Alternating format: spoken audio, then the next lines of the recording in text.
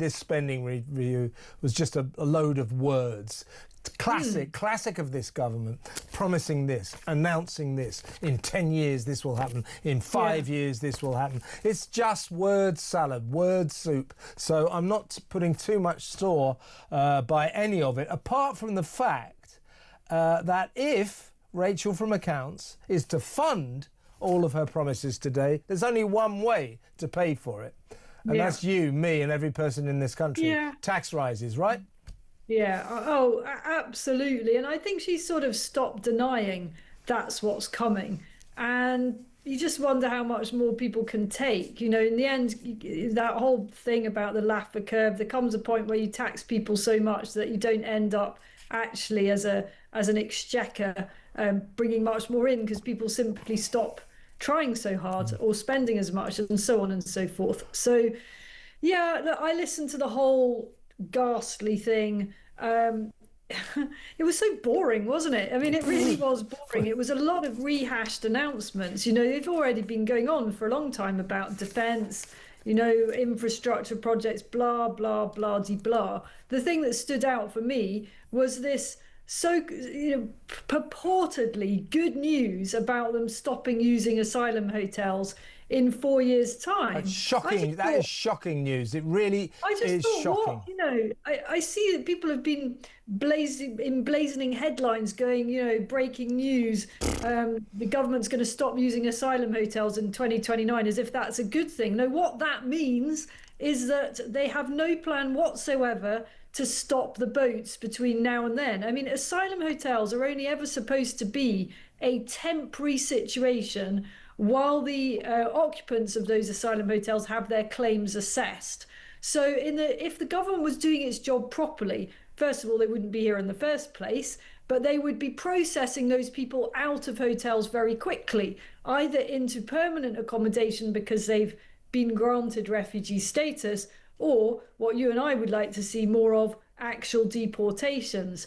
But by saying they've got another 4 years of this, are effectively saying we're going to be letting we're going to be letting a whole load more people arrive by boats, or we're not going to be processing anyone fast. That's the only two explanations. Absolutely. You know what's going to happen in 2029? They're just going to grant everybody that's still in the asylum hotels, they're just going to grant them refugee status. Absolutely. So they then get...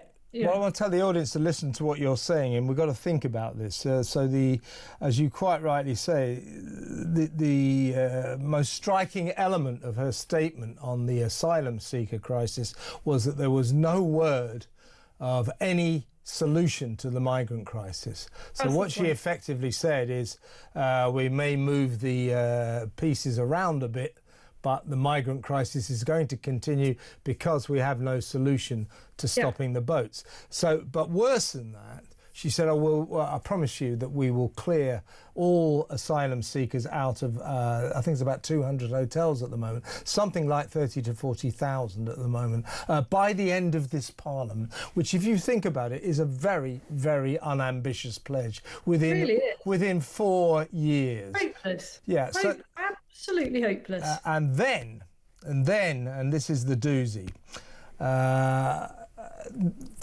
She refused to say, or she didn't say, where are they going to go?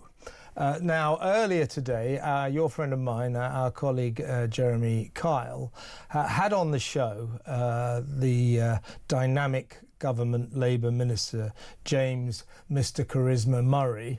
And Jez quite rightly said, well, OK, you're going to get the asylum seekers out of the hotels. Where are they going to go? And he didn't want to answer this question. And just before I play you the farce, it was almost a Michael Howard situation. You know, remember when Jeremy Paxman asked Michael Howard, the then Tory leader, a question about prisons. I think it was 14 times, and 14 times he refused to answer, just danced around it. Well, Jez asked James Murray 9 times, where are you going to put the asylum seekers when you get them out of hotels? Now, before we play this, I'll just preface this and let the audience, and you already know this, Isabel, this is where they're going to go, folks. if Labour even come close to keeping this promise, they're going to go into social housing. Social housing that should go to British people first. British people will take second place to asylum seekers who came here illegally and indeed are here arguably illegally. They haven't been granted permanent status yet. So people waiting to get social housing, council housing around the country, if you're British, go to the end of the queue, because asylum seekers are going to get the houses that you dreamed of. But here is Jez quizzing James Murray on Drive about where will the government put these asylum seekers that they promise they're going to get out of hotels. Have a look. What is your plan? How are you going to stop the boats? How are you going to... OK, stop. Let me have my point. Answer two really simple questions very simply. Where are these asylum seekers going? It's a simple question. And what's your plan to stop them coming here in the first place? That's what people want, James. Where are they going?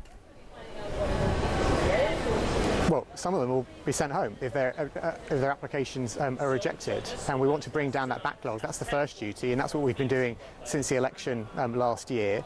And what we're saying is, for those people who are being processed, they're waiting for a decision to be taken. It is unacceptable to be spending so much money on expensive hotel accommodation. So where are they going to go? For not the some who get deported. What about the not some who are going to still be here or are not going in hotels? It's not a difficult question, James, with respect. Where are these people going? I said earlier on in our conversation today that there would have to be alternative accommodation for them. Memo to Labour: don't send James Murray out on the media round again on a day like this. In other words, they've got no answer, and I can answer it, as I just did. If they come anywhere near to keeping this promise, which, by the way, for the record, they just won't. It's another one of these. Oh, we're going to get everybody out of these hotels by the end of this Parliament. It's just an announcement. It's not a fact. No doubt the newspapers tomorrow will act like it's a fact.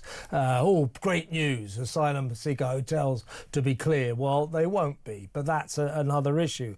Even if they come close to keeping this promise, where do they go? They go into social housing. They go into council houses. They go into houses that surely, primarily, first of all, should be for British people, but British citizens will take second place. That is the only way they can keep this promise, and that is an absolute scandal. Yeah, it is a complete and utter scandal. And so far from beginning their progress to winding back the use of asylum hotels, not a week goes by when I don't hear of some other landlord that has decided to take that dirty dollar, as it were, and sign up to turn their little hotel or their big hotel into illegal migrant accommodation. They are expanding currently the use of hotels, trying to find more premises. So that tells you everything you need to know. This is only going to get worse. They don't have a plan. And by the way, this is a point that people don't seem to make very often. It's a very obvious one. There's nothing new about this crisis. How come Labour didn't have a proper plan when they'd been observing this car crash for, well, ever since just after Brexit, basically? How could you come into power and not have a plan? I tell you what, if I were in charge, there would be no more use of asylum hotels within months, never mind within years. Turn the bloody boats around. Stop them coming. Come on, it's ridiculous the way neither of these main parties will dare to address that obvious fact. Stop the migrants, stop the boats. Otherwise, we are going to be stuck in this crisis forever. Talking of which, this is outrageous, this. Right, we all know, one of the great real-life comedy shows. It's called the Border Security Command Follies. Yeah. Now, that was the organisation that was set up almost immediately after we made the mistake of voting Labour into power last July. They've got a £200,000 a year commander, and I don't know how many staff they've got, but some point last year they were given 175 million or 200 million pounds worth of high-tech equipment, surveillance equipment, detection equipment to try and smash the gangs, find the gangs and smash the gangs, drones, all that sort of thing. Well, here we are 11 months on, and you know the answer to the question, how many gangs have they smashed? It's zero, none whatsoever. So what have they done today? They've given, what has she done? They have given this pathetic, useless Border Security Command another £280 million worth of cutting-edge equipment, state-of-the-art surveillance equipment, drones to smash the gangs. They're never going to smash the gangs. They haven't smashed any gangs. £280 million. Again, you might as well pour that straight down the drain and set fire to it. Now, why have they done this? Why have they done this? This is an absolute scandal, a disgrace beyond all disgraces. They've done it to try to justify their failed strategy, their failed policy. It hasn't worked. Everybody knows. Never mind the gangs, you've got to stop the migrants. Stop the migrants and the gangs will cease to exist. They're doing it the wrong way round. They can't find the gangs. So we know this hasn't worked. So what they've done today is to imply to us, oh, well, it's a great strategy, it's a good policy, it just needed more money. So they have taken £280 million of our money, British taxpayers' money, just to justify the folly of their ludicrous, ineffective, completely failed policy to smash the gangs. That's what they've done. That, again, utter scandal. This Labour government, you know, there seem to be no depths below which they won't plumb. I couldn't agree more. I couldn't believe it when I heard that they were giving more money to this outfit. I mean, I'm not aware of a single achievement so far by this outfit. I mean, if you gave many right-thinking people a fraction of that amount of money, they could achieve something quite demonstrable, which is simply to puncture the boats that are just lying around before they actually get to take to the waters. No one gets harmed in that process apart from the evil people smugglers. And it's a very simple and cost-effective thing. You don't need any fancy high-tech equipment to make holes in boats. You simply take a big pair of scissors and off you go. I'm not actually being funny. Why is that not something that can be done? It's a very straightforward way of disabling the operation.